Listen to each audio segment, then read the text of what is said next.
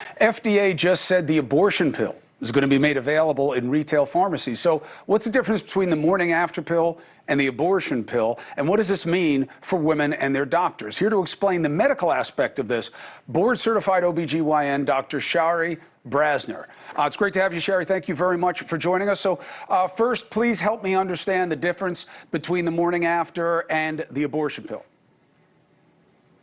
So the morning after pill is sort of a pulse of hormones designed to reduce the chance that someone will get pregnant after unprotected sex.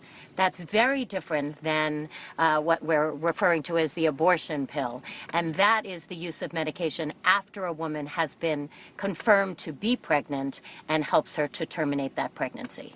So from a medical perspective, this is a good thing, this is a bad thing? Well, I mean, what's news this week is that women will be able to take the prescription and go to a retail pharmacy. Prior to this week, it was only available in person from certified providers or through a very small number of mail-order pharmacies. So in today's world, where many states are taking step after step to chip away at a woman's access to safe and effective abortion, this is seen, for me, as a huge win. Is this safe and effective? Oh, absolutely. The medication we're talking about, mifeprex, and used to get with another medication called misoprostol, we've been using this regimen for over 20 years. The FDA first approved it in the year 2000. It's reviewed so frequently, and those of us who use it not only to help women end an early pregnancy, but it can be used to help them in the case where there's an unhealthy pregnancy or as part of like miscarriage care. So it's really important to help women have access. Is the prescription subject to that state's law about when abortion is legal? Well, it isn't entirely clear. Right now, we don't know which pharmacy chains are going to agree to fill these prescriptions. Here in New York, we've been using this medication.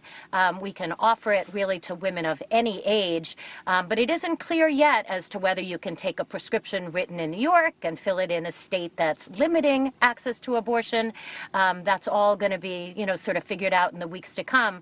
But we're really quite hopeful because, as you know, in so many states across the country now, women have almost no access, and anything that increases the options they have really has to be seen as a tremendous positive step in the right direction. Well, the FDA putting this out has weight because it's a federal agency, but that doesn't mean it can't be blocked or stayed, at least temporarily, by state litigation. So we're going to see that, I think, probably immediately. But Dr. Brasner, that's not your bailiwick. You're about the medicine of it and its application, and I appreciate you for that. Have a very happy New Year. The same to you. All right. Now, we got to deal with the big question. I know you have feelings about this, okay? And why it bothers you that somebody is bothered by it. I get it. But all of it goes back to a question we haven't answered, okay? When does life begin? When does personhood begin? That's really the question. We got to know when life begins. Life begins at conception. It has to. What else could be in the uterus? Right? I said a cactus. I wasn't joking. It has to be. But let's bring in the director of the Masters Bioethics Program at Columbia University, Dr. Robert Klitzman. Doc, thank you very much. Sure. Happy to join you. So I don't need a big shot like you to have a debate, because there is none, about when life begins. The potential for life has to begin at conception. But that's not the question of attaching rights, as we saw with end-of-life reckonings. It used to be heartbeat, then we had Terry Schiavo, and they got people like you together to say, well, it's really about brain activity, and it's really about these different coefficients, and this is how we know, and this is when you should be taken off a machine. And there was more of a reckoning of empiricism. Where does that take us on the question of when life begins? Well, there's a few different ways of looking at the question and answering the question. So one definition that's often been used is, can an entity survive on its own?